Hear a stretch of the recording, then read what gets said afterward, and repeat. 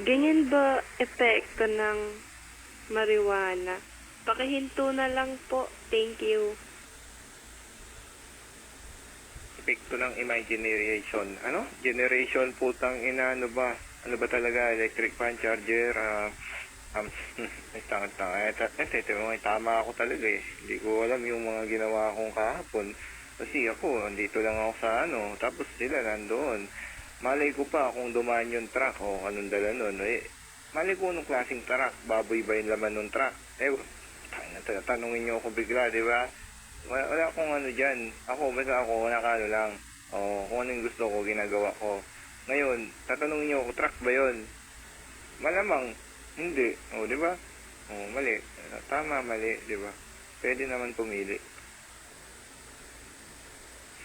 Okay ka lang. It's blow nga ni. Putay na. Dalawa na pala tayo ngayon. Hindi ko mapigilan. Tinanong ako, ayos ka lang. Ayos ka lang. Ayos daw tayo pareho. Kasi napansin ko rin yun. Ganun din. Yeah, pareho lang. Yeah, nagkamali. At yung mali. Pipili.